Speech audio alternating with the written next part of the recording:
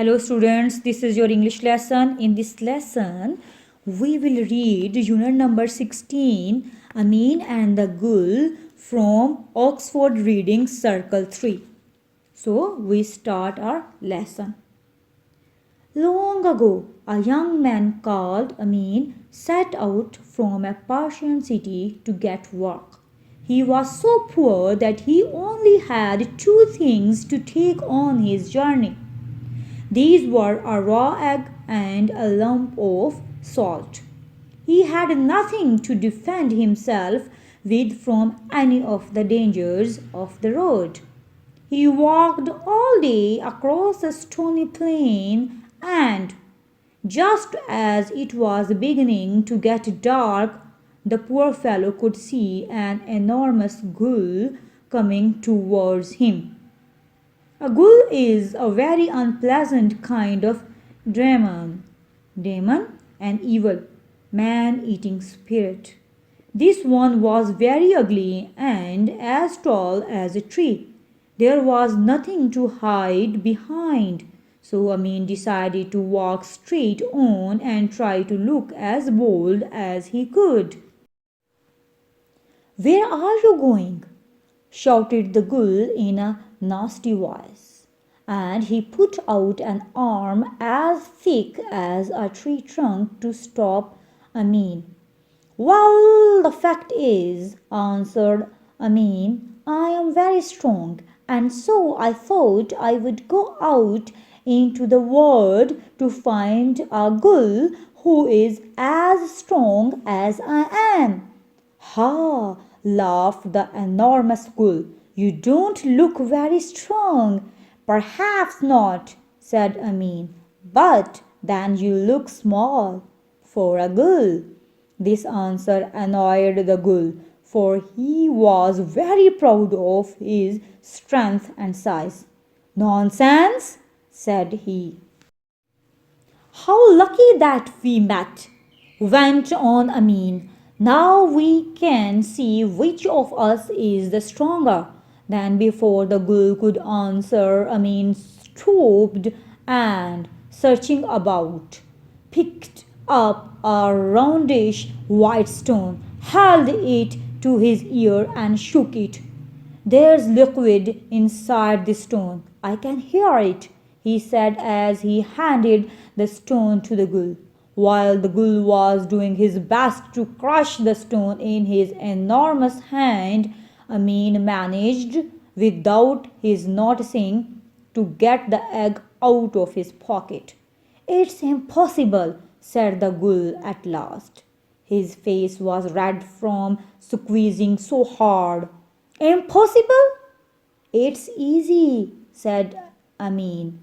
"Give it to me." Then there was a cracking noise in Amin's hand, and the ghoul, peering down, could see that something was trickling down from between his fingers. The astonished ghoul couldn't understand it. "Don't worry," said Amin. "Even if you couldn't manage that, just try again." Once more, Amin stooped down to get a stone. He pretended to look carefully at it. "This one is full of salt," said Amin. "Just crumble it between your fingers." Again the ghoul tried hard, but found that he couldn't crush this stone either. While he was trying, Amin got the lump of salt from his pocket and hid it in his hand. "How strange," said Amin at last. "You can't do the easiest things. You can't do the easiest things. Give it to me." So the ghoul handed him back the stone, and in a moment Amin had crushed his lump of salt against it. "I don't believe it's salt," said the ghoul. "Taste it," said Amin. "It certainly tastes like salt," said the ghoul doubtfully, "and you certainly do seem to be rather strong. But it's getting so dark that I can't be sure of anything. Come to my cave. We will have supper and we can both try again tomorrow. Of course, Amin did not want to go with the Ghul, but he had to accept his invitation. They walked a longer way with Amin running to keep up to the Ghul's cave in some high cliffs. During supper, Amin boasted a good deal and made up stories about how strong he was. But the Ghul didn't know whether to believe him or not. Then the Ghul decided that he had to get rid of this young man. When they were both in bed, Amin pretended to go straight to sleep, but really he was listening carefully, waiting until the Ghul was asleep. Presently, Amin heard him begin to snore. Amin crept out of bed. He found a big sack of rice and dragged it to his bed. He put the bedclothes over it and hid.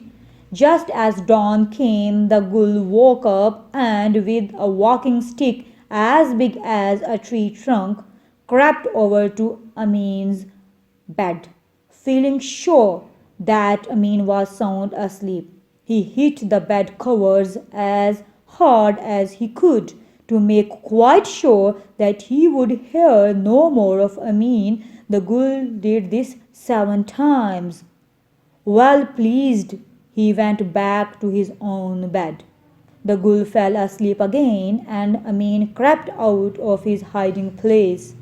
He pulled away the sack of rice and lay down on the bed. Presently, when it was lighter in the cave, Amin sat up and called out, "Forgive me for waking you, dear friend, but there is a little insect banging about in your cave." The Ghul woke with a start, horrified to find that his visitor was still alive. Amin, he thought, really must be tough if the wakes with the heavy stick felt like an insect. Amin's next words frightened the Ghul still more. "That insect gave me 7 little taps. It was as if it wanted to wake me up quite gently." Speechless, the Ghul sprang out of bed and rushed out of the cave. Amin guessed that the Ghul would come back, and as you know, he had nothing with which to defend himself. He began looking around the cave to find a weapon. What he found was an old gun and some small bullets. The bullets would have no effect on the thick hide of the Ghul. However, this was all he could find, so he took it and went and hid outside the cave. Soon Amin saw the Ghul returning. He was striding along with a huge club in his hand, and by his side trotted a fox. "That clever fox will have told the Ghul the truth," thought Amin. "What can I do?" Then he thought, "These small bullets will be enough for the fox." So he aimed at the fox instead of the Ghul, and he shouted, "Take that, fox, for not obeying my orders." Bang went the gun, and the fox fell down dead. Then Amin came out of his hiding place and said calmly to the astonished Ghul, "I told Sly Fox to bring me 7 Ghuls to give to the Shah, and he only brings you? What good is that? For you are my slave already." The Ghul was frightened and rushed away, crashing through the bushes until he was just a dot on the horizon. "He will never come back," said Amin to himself. Well pleased, Amin was now free. Happily, he found in the cave treasures that the Ghul had stolen over the years. Amin took enough to make him rich for the rest of his life. Now come to the exercises. A. Questions. 1. Where was Amin when he met the Ghul, and why was it not possible for him to hide. Answer. Amin was walking across a stony plain when he saw the Ghul. It was not possible for him to hide because there was nothing in sight to hide behind. 2. What is a Ghul and what does one look like? Answer. A Ghul is an evil, man-eating demon who is tall as a tree with arms that are thick as that of a tree trunk. 3. What was the first trick that Amin played on the Ghul? Answer. Amin tricked the Ghul by asking him to squeeze out water from a stone as a proof of his strength. When the Ghul failed, he broke the egg in his hand and tricked the Ghul into believing that he had squeezed water out of the stone. 4. Read through the story again. Do you think Amin could have done something else to escape from the Ghul? Give a reason to support your answer. Answer. Yes, Amin could have run in the darkness when the Ghul was asleep and he was listening him snoring. 5. Skim through the story and think of Amin's character. Describe him using appropriate adjectives in a few sentences. Answer. Amin was a poor man, but when he faced the Ghul, he pretended himself a brave and strong man who could face any situation fearlessly. When the Ghul addressed him, he replied him courageously. B. Reference to context. Read these lines from the story, then answer the questions. 1. To make quite sure that he would hear no more of Amin, the Ghul did this 7 times and then, well pleased, he went back to his own bed. A. What did the Ghul do 7 times? Answer. Amin hit the rice bag under the bed cover of Amin's bed with a walking stick as big as tree trunk. B. What was Amin doing at this time?